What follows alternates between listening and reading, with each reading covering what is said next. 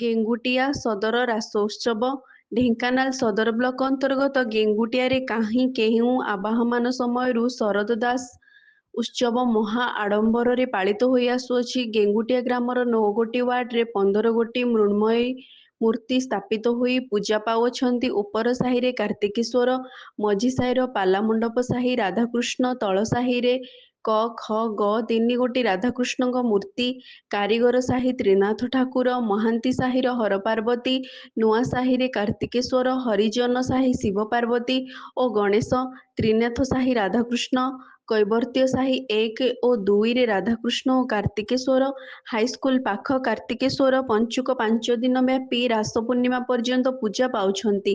ଗାଁଟି ଆଲୋକମାଳ, light gate, ସୁନ୍ଦର ଡେକୋରେସନରେ ସଜ୍ଜିତ ହେବା ସହ ମୀନା ବଜାର, ଫାଷ୍ଟଫୁଡ, ଚାଟ, ଗୁପଚୁପର ମଜା ଉଠାଉଛନ୍ତି। ପ୍ରତ୍ୟେକ ପରିବାର ବନ୍ଧୁବାନ୍ଧବରେ ପରିପୂର୍ଣ୍ଣ। ଆନନ୍ଦ ଉତ୍ସବ ଓ ହସ ଖୁସିରେ ପ୍ରତ୍ୟେକ ସାହି ଉତ୍ସବ ମୁଖର।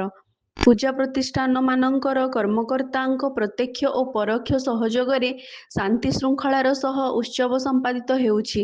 ପୂଜା ଉପଲକ୍ଷେ ବିଭିନ୍ନ ସ୍ଥାନରେ ସାଂସ୍କୃତିକ କାର୍ଯ୍ୟକ୍ରମ, ଛୋଟ ପିଲାମାନଙ୍କ ପ୍ରତିଯୋଗିତା, ନାମ ସଂକୀର୍ତ୍ତନ, ଭଜନ ସମାରୋହ ପରି ବିଭିନ୍ନ କାର୍ଯ୍ୟକ୍ରମ ଅନୁଷ୍ଠିତ ହେଉଅଛି। ଭାଇଚାରାରେ ଏହି ଉତ୍ସବ ପ୍ରତିବର୍ଷ ପାଳିତ ହେଉଅଛି। ମୁଁ ପ୍ରେମାନନ୍ଦ ମଲ୍ଲିକ। ଏହା ହେଉଛି ଆମ ଗେଙ୍ଗୁଟିଆ ଗାଁର ରାସ ଏକ ଭାଇଚାରାର ପ୍ରତୀକ। ଏହା ଏକ ପବିତ୍ର ଅନୁଷ୍ଠାନ ଭାବରେ ଆଜି 70 ବର୍ଷ ହେଲା ରାସ ପୂଜା ହୋଇ ଆସୁଛି।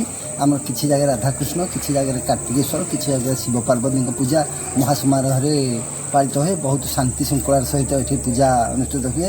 କାର୍ତ୍ତିକ ଯେଉଁ ପଞ୍ଚୁକ 5 ଦିନ ଏଥିରେ ରାସ ପୂଜା କରାଯାଏ। ଶେଷ ଦିନ ପୂର୍ଣ୍ଣାହୁତି କରାଯାଏ। ଆଉ ସମସ୍ତ ଶାନ୍ତି ଶୃଙ୍ଖଳାର ସହିତ ଏ ଗାଁରେ ପୂଜା ସବୁ ମାନେ ଆବାଳ ବୃଦ୍ଧ ବନିତା ସ୍ତ୍ରୀ ଲୋକ ସହିତ ସକାଳୁ ଉଠିକିରି ସମସ୍ତେ ଝାଡ଼ୁ କରନ୍ତି ଦାଣ୍ଡ। ଏହା ହେଉଛି ଏଇ ଗାଁର ଭାଇଚାରାର ପ୍ରତୀକ। ମୋ ନାଁ ଲକ୍ଷ୍ମୀବାଳା ମଲ୍ଲିକ, ଗେଙ୍ଗୁଟିଆ ତଳ ସାହି। ପ୍ରତିବର୍ଷ ମୁଁ ବାହାଘର ହେଲା ଦିନଠୁ ଦେଖି ଆସୁଛି ରାସଯାତ୍ରା ଏଠି ହେଉଛି।